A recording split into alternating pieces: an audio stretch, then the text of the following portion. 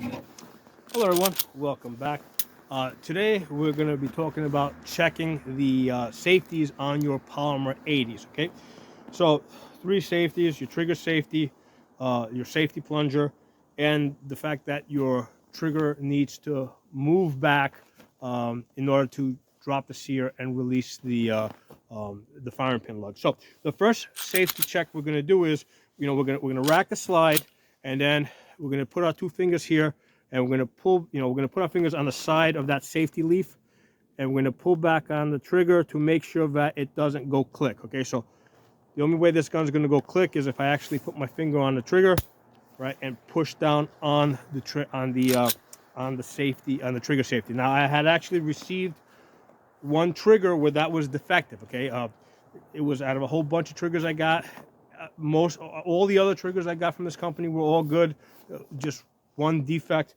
So that's why you gotta check it. You can't just take it for granted that it's going to be working. Okay, that's the easy one. Okay, the next one we're going to do is we're going to check the engagement. Right.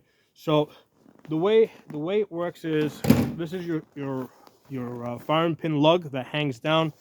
This is the back of the cruciform, your sear. Basically, you want to have at least 75% engagement, right? If it's down here where it looks like you only got like less than 50% engagement, that's probably dangerous, right? So you want to have at least 75%. You want it to be up here. The way we're going to check this is we're going to use an armoring back plate, which I have created myself. I made this. You can buy it, but I made it. It's cheap enough to just make yourself. So this is the standard back plate. You see this little piece over here? Well, all you're going to do is take a pair of wire cutters and just clip that out, and then whatever's left over, you just take a Dremel and smooth that out, and then that's going to look like that, right? That's going to look smooth like that, right? And then what you're going to do is you're going to rack your slide. You're going to look in there, and you're going to see how much engagement you actually have. You guys probably can't see it. Let me get a light on this. Maybe that'll make it easier. All right, so let me put a light on this, and so basically right now it looks like I've got pretty much 100% engagement. I can't even see the back of the cruciform. That's tucked in there. So all I see is the firing pin lug hanging there. Okay, so I know that I have at least 75% engagement. In this case, it's probably 100% engagement, which is fine. I like 100% engagement. It does make for a slightly harder trigger pull, but that's fine on a carry gun. I don't mind having a slightly harder trigger pull on a carry gun. So when I press on it, there's a little bit of pressure there. So the other check I want to do with this, and I recently learned this from 80 Related. Okay, I'll put a link below to his video so you guys can check that out.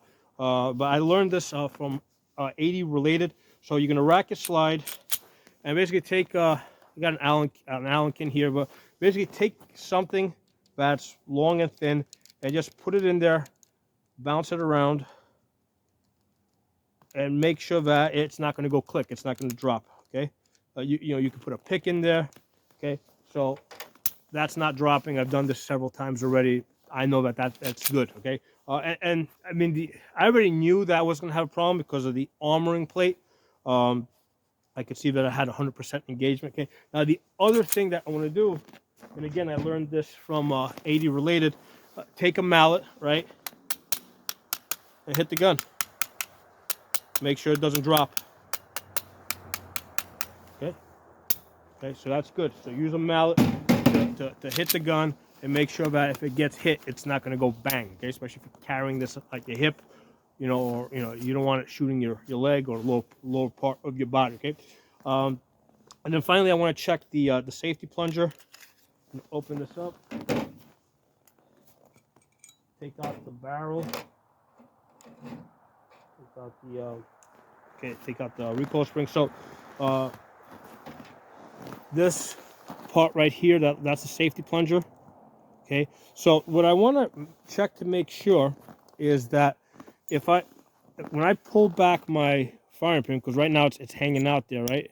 When I pull it back, okay, if I push forward on this, is it gonna not push forward? Okay, so what I want to make sure is that that firing pin only goes forward if I press down on the safety plunger.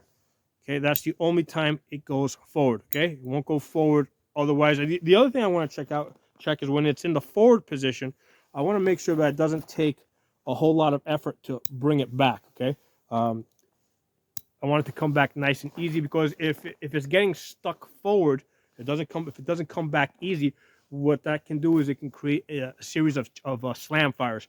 So firing pin stuck forward, every time the slide tries to go into battery, it strikes the primer and it sets off the gun, and you're going to get auto bursts that way. Okay, which is potentially dangerous, especially if you're not expecting it. So I want to make sure that safety plunger is working properly, that it's stopping the firing pin from going forward. Okay, so these are the safety checks that I do on the Polymer 80s. These are also safety checks that you can do on most other striker fired guns. I'm going to put a link below to 80 related video. That's where I learned 2 of these safety checks. I greatly appreciate that knowledge.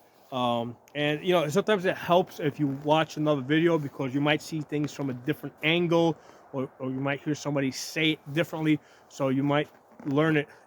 You know, you might understand it better. There's plenty of times where I watched somebody's video when I was first learning how to make this.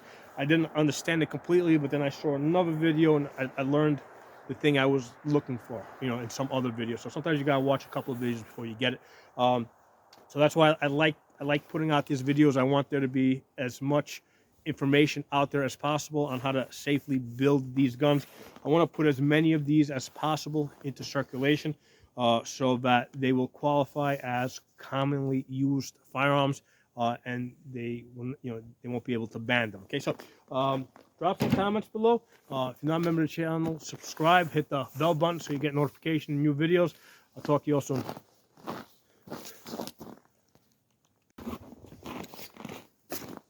Hey everyone, one really important thing I forgot to mention with regards to safety. A striker fired gun like this G43 or G19 or G17 has to be carried in a hard Kydex holster. Okay, it's really important that it's in a Kydex holster that protects the trigger guard while you're carrying the gun. Can't be in a leather holster, because that can collapse and accidentally hit the trigger. It can't be in a fabric holster. It has to be a Kydex, you know, also known as a plastic holster, that's going to protect the trigger guard. The holster is part of the safety mechanism, right? So there's 4 safeties related to this gun. We got the trigger, right? We got the safety plunger, right? And then we have the fact that the trigger needs to move back before the in order to fully cock the gun. And the 4th safety is the Kydex holster that this gun has to be carried in. Okay, so thanks for watching. I'll talk to you all soon.